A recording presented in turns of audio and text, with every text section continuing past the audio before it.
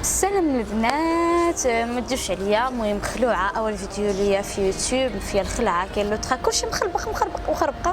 المهم كيف ما كتشاهدوا في هذا الفيديو انا العنوان ديالو اسهل طريقه لرسم الايلاينر بالنسبه لي انا، وبالنسبه بزاف البنات تقدر تتوالموا مع الطريقه.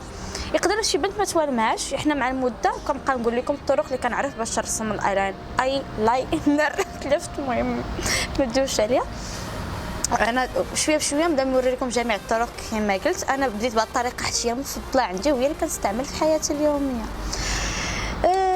شنو باقي؟ المهم غنقول لكم اي بنت واجهات صعوبه باش في الاول ماشي جات وعرفت دير هذاك الخط اللي كيكون فوق العين، ما يمكنش، امبوسيبل. كلشي البنات ما يمكنش بحال دابا ملي دخلتي للمدرسه والاول تعلمتي الحروف، يعني خصك تعلم الاساسيات باش ترسمهم، عاد ديك الساعه تولي تعرف تقرا بحال هكا بحال هادشي بينو بشويه خطوه بخطوه. يعني ملي تساليو هاد لا فيديو سيروا قدام المرايه جبدوا البينو ديالكم وبداو تخربقوا في وسط عينيكم حتى تعرفوا الطريقه اللي غتوالمكم.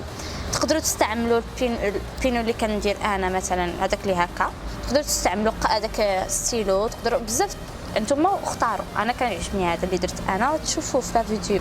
المهم انا دابا هنايا باش نتوما تستافدوا مني وانا نستافد منكم، وقبل ما تسالوا هذا الفيديو قبل ما تستافدوا ولا انا نستافد منكم سيروا لي ابوني ولا سبسكرايب ولا اي حاجه. المهم هذاك مستطيل ولا ما شنو بالاحمر وركوا عليه باش تبقاو ديما تشوفوا الجديد ديالي.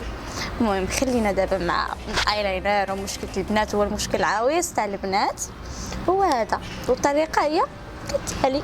المهم اول حاجه خصكم ديروها هي تقابلوا مع المرايه نيشان، عينيكم ما تكونش لهنايا لا في الجهه اخرى، المهم تكون مستقيميه باش تشوفوا عينيكم. كاين هذا الخط اللي كتلاحظوا دابا، كاين هنايا واحد المثلث، هذاك المثلث نفسه كاين هنا، كاين هنايا.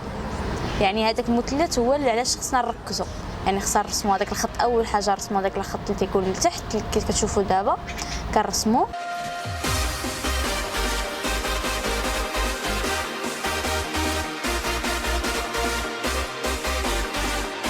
ابخي كنرسموا الفوق منه كنحددوا هذاك تيولي مثلث.